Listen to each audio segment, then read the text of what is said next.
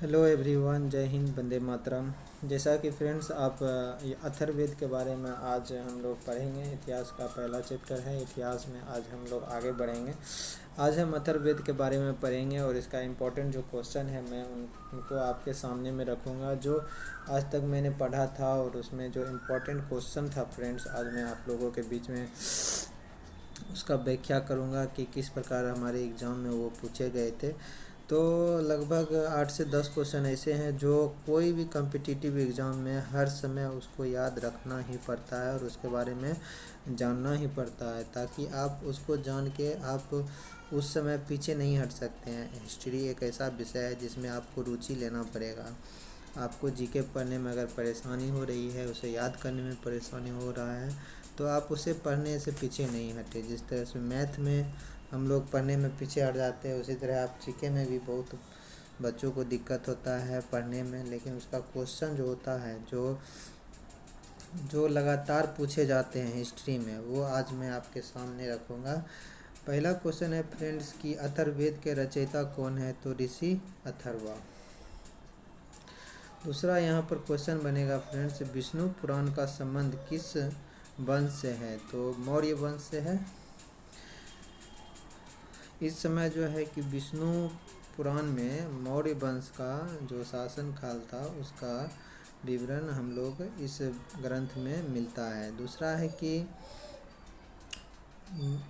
मत्स्य पुराण का संबंध किस वंश से है? तो आंध्र सातवाहन वंश से। इस समय सातवाहन वंश में जो है कि मत्स्य पुराण था और मत्स्य पुराण में इसका जिक्र हम लोग को देखने के लिए मिलता है। वायु पुराण का संबंध किस वंश से है? तो गुप्त वंश में, गुप्त वंश से। तो गुप्त वंश के बारे में आप लोग सब जानते ही हैं। इस वंश में गुप्त वंश की जानकारी मिलती है। दूसरा है क्वेश्चन कि अथर्ववेद में कुल कितने मंत्र और पद का उच्चारण है? तो कुल मंत्र का उच्चारण 731 है और पद की संख्या 6000 थी। मनुष्य के विचारों तथा अंधविश्वासों का विवरण किस वेद में मिलता है? तो अथर्ववेद में मिलता है। किस वेद में हमें जादू, टोना, औषधि, श्राप, वशीकरण की जानकारी मिलती है? तो अथर्ववेद में। सबसे प्राचीन वेद है ऋग्वेद। सबसे बाद का वेद है अथर्ववेद। वेदांगों की संख्या कितनी है? तो 6।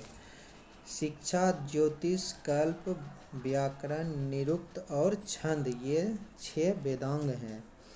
भारतीय इतिहास की जानकारी क्रमबद्ध किस में मिलता है? तो पुराणों में। पुराणों के रचयिता लोमहर्ष और उसके पुत्र उग्रशर्वा थे। पुराणों की संख्या कितनी है? तो 18। पुराणों में सबसे प्राचीन पुराण है मत्स्य पुराण। पुराणों के श्लोक किस भाषा में लिखे हैं? तो संस्कृत भाषा में। किसे पुराणों को पढ़ने की अनुमति नहीं थी? स्त्री और शूद्र, इसे केवल ब्राह्मण ही मंदिरों में बैठ के पढ़ सकते थे। तो फ्रेंड्स, मैंने जो मैं नोट दिखा रहा हूँ आपको, जो मैंने नोट बनाया है उसमें से कुल 15-16 क्वेश्चन है, जिसमें कि मैंने टिक लगाया है। जैसे विष्णु पुराण का संबंध किस वंश से है? मौर्य से। मत्स्य पुराण का संबंध किससे? आंध्र सातवाहन से। विष्णु पुराण का संबंध किस वंश से है? गुप्त वंश से। तो मैंने इसके नीचे जस्ट टिक किया हुआ है। ये सब ऐसे क्वेश्चन है फ्रेंड्स जो आपको ट्रेंड में रखता है और कंपटीशन में से लगातार पूछे जाते हैं। दूसरा है क्वेश्चन कि मनुष्य के विचारों और अंधविश्वासों का विवरण किस में मिलता है? किस वेद में? तो अथर्ववेद में। जादू, टोना, औषधि, वशीकरण की जानकारी किसमें मिलता है? अथर्ववेद में। सबसे प्राचीन वेद है ऋग्वेद। सबसे बाद